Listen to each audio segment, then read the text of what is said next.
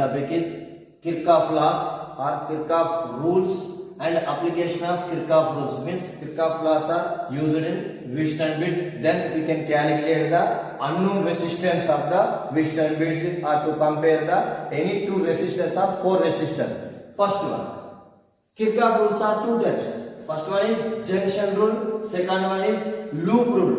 What is the meaning of junction rule? Means definition of junction rule. Let we have to take in any junction. The junction, it is indicated by a point and some currents are. Mean the current is entering the junction.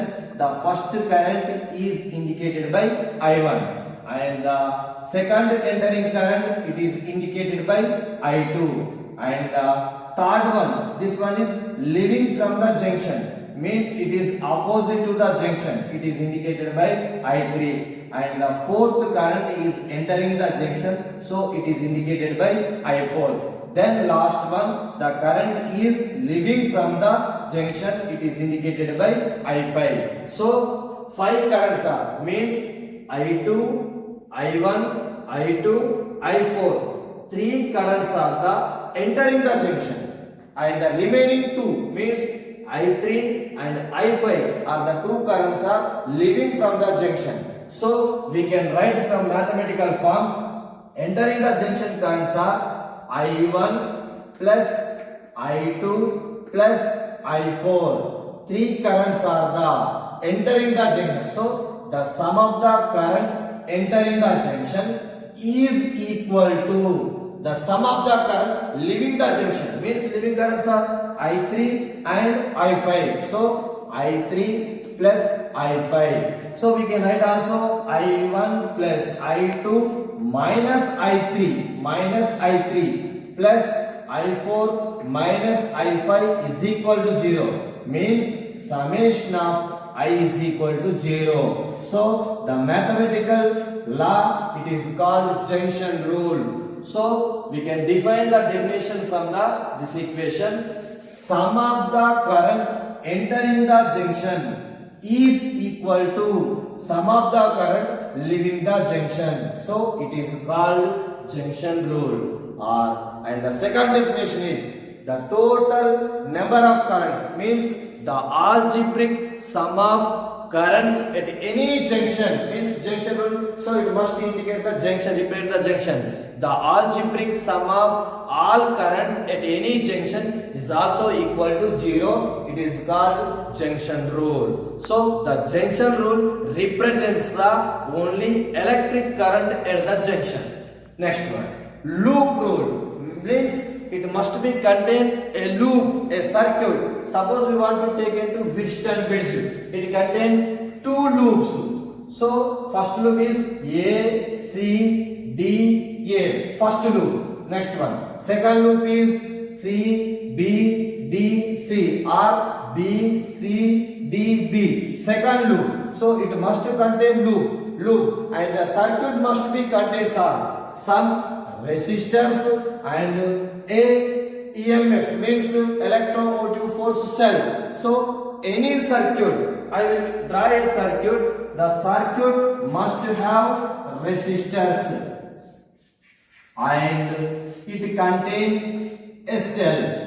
First circuit or the first loop, and second one is resistor and second resistor, and it have a cell epsilon 1, epsilon 2, R1, R2, R3, R4. So first loop, second loop, any loop must be contains or consist of some resistors and some cells.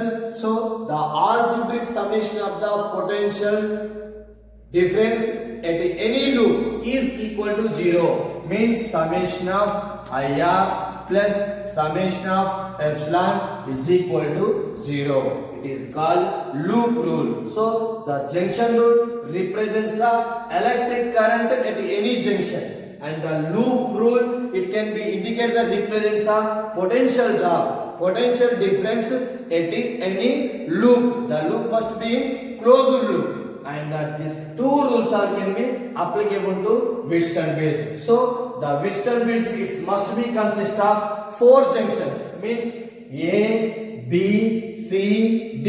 So the Wheatstone bridge contain four junctions are A and B and C and D. Four junctions, and it contains of four resistors P, Q, R, S.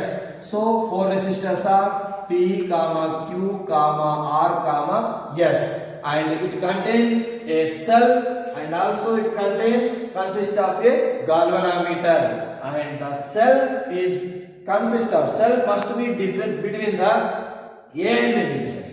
So A and B junctions it must be consist of a cell.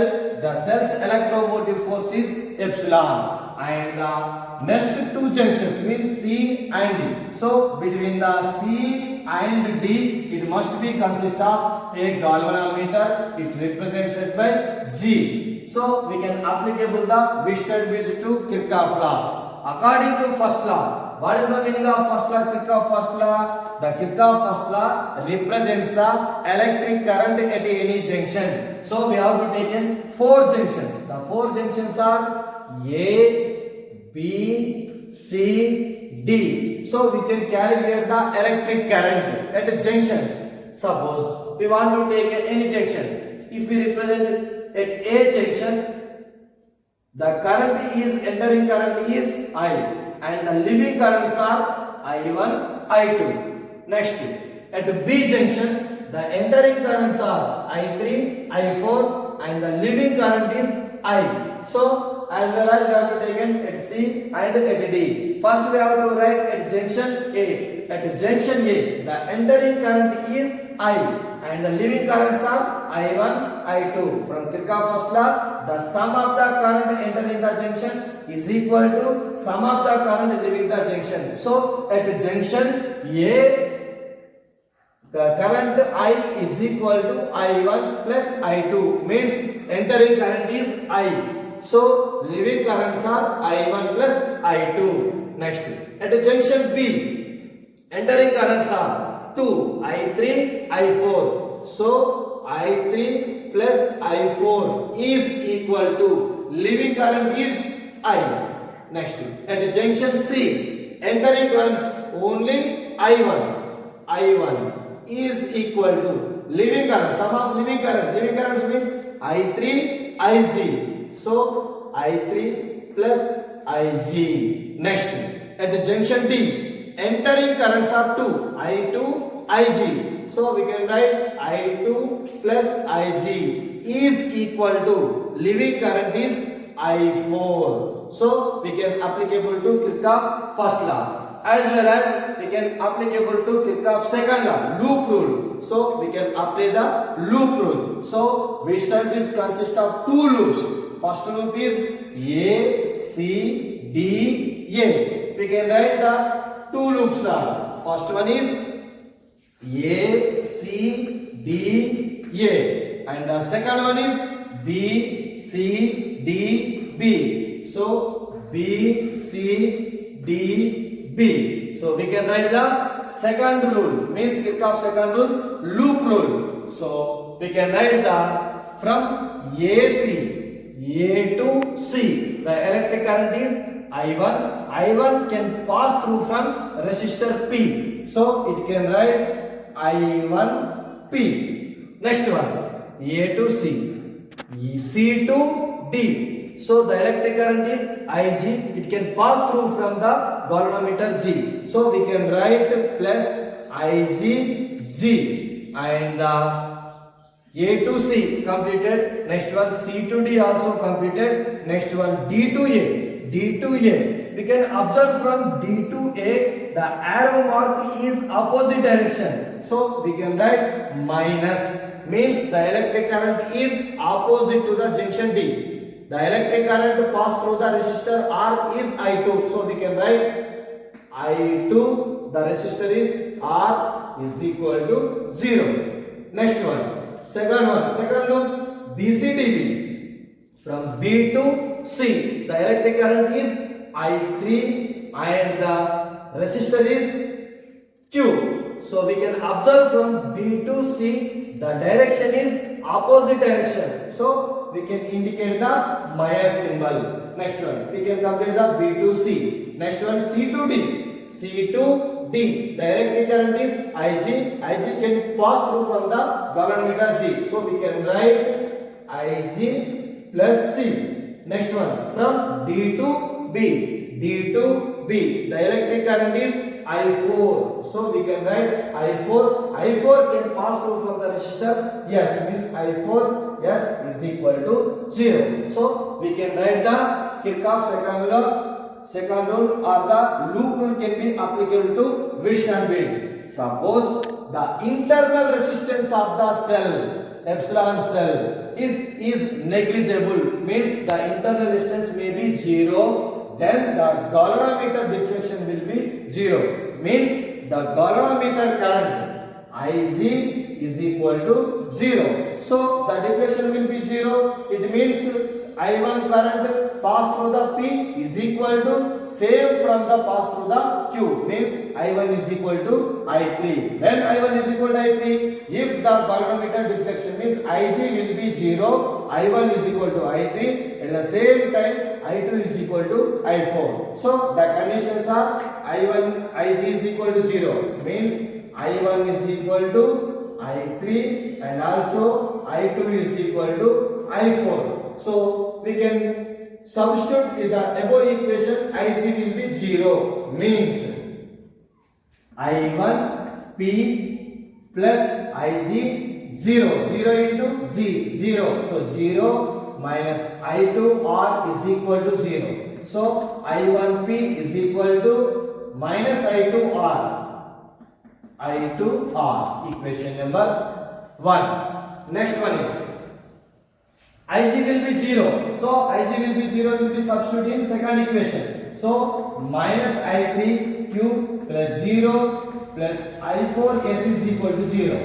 So minus I3 Q is equal to minus I4 S. So minus minus will be cancelled. So the last equation I3 Q is equal to I4 S. Equation number 2. Then last one, equation number 1 divides with equation number 2.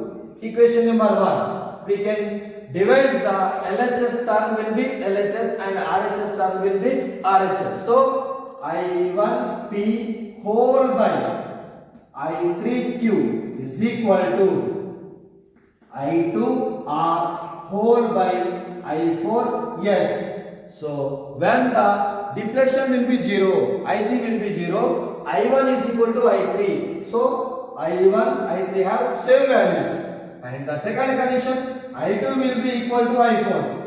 So I2 is equal to I4. Therefore, the last equation, P by Q is equal to R by S. So the equation is called balancing condition, balancing principle of Westenbind. So we can use by the principle of P by Q is equal to R by S, we can calculate the unknown resistor value of the Westenbind or any circuit and also to compare the resistance of the given circuit.